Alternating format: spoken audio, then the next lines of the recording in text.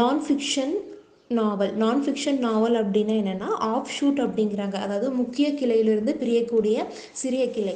ஆக்சுவலாக நான் ஃபிக்ஷன் நாவல் அப்படின்னா ஒரு ஈஸியாக புரியணும்னா என்னென்னு வச்சுக்கவே it refers to literature based on fact. ஒரு ஃபேக்டான விஷயத்தை பேஸ் பண்ணி எழுதக்கூடிய ஒரு இதுதான் நான் ஃபிக்ஷன் நாவல் அப்படிங்கிறது.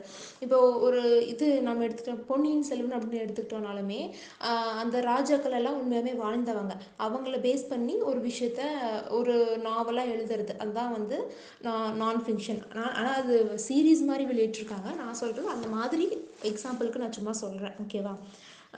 அதுதான் நான் ஃபிக்ஷன் நாவல். இதில் ஒரு புதுமையானவர் யார் அப்படின்னா ட்ரம்மன் கேப்போர்ட் அப்படின்றவர்.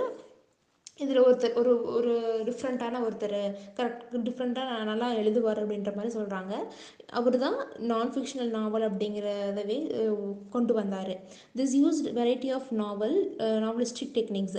இதில் வந்துட்டு variety of novelistic techniques use பண்ணலாம். சச் ஆஸ் என்னென்ன யூஸ் பண்ணலாம் அப்படின்னா, சில இப்போ தற்காலிகமாக ஏதோ ஒரு விஷயம் நடந்திருக்கும் இல்லையா, அந்த விஷயத்தை விளக்கி சொல்லலாம், ஓகேவா? அந்த ஈவெண்ட்ஸை விளக்கி சொல்லலாம். அப்படி இல்லைன்னா பார்ட்டிசிபென்ட் ஸ்டேட் ஆஃப் மைண்ட், ஒரு முக்கியமான ஒருத்தருடைய ஸ்டேட் ஆஃப் மைண்ட் எப்படி இருந்துச்சு, எப்படி இருக்குது, அந்த மாதிரி டிஸ்கிரைப் பண்ணலாம். டு கிவ் அது வந்து ஒரு கிராஃபிக்கலாக சொல்கிறது. அவர் நினைக்கிறத கற்பனையோடு சொல்கிறது தான் அந்த இது கிராஃபிக். கிராஃபிக் தான் நம்ம சொல்லுவோம்ல, கிராஃபிக்லாம் நம்ம பார்க்க முடியும் அப்படின்ற மாதிரி, அது மாதிரி அவர் சொல்கிறது அதுதான். ரீசன்ட் பீப்புள் அண்ட் ஹேப்பனிங்ஸ், அதான் நடக்கிறது. இப்போ ரீசெண்டாக பார்த்த பீப்புளை பற்றின அவங்களுடைய ஸ்டேட் ஆஃப் மைண்ட் எப்படி இருக்குது, இல்லை அவங்களுக்கு என்ன நடந்துச்சு, what happening in their life அப்படிங்கிறத பற்றி சொல்லலாம்.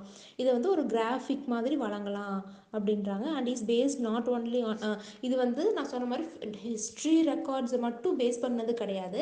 ரியல் லைஃப்பில் இப்போது கூட ப்ரெசென்ட்டில் கூட ஒரு பர்சனல் இன்டர்வியூஸ், லைக் ஒரு ஒரு ஏஜென்ட்டு, ஒரு கவர்மெண்ட், இப்போதே பிஎம் சிஎம் அப்படிலாம் இருக்காங்க இல்லையா, அவங்கள பற்றின ஏதோ ஒரு விஷயத்த கூட நம்ம சொல்லலாம் அப்படிங்கிறாங்க. இதுதான் நான் ஃபிக்ஷனல் நாவல். நீங்க இன்னும் இங்கே தான் இருக்கீங்களா?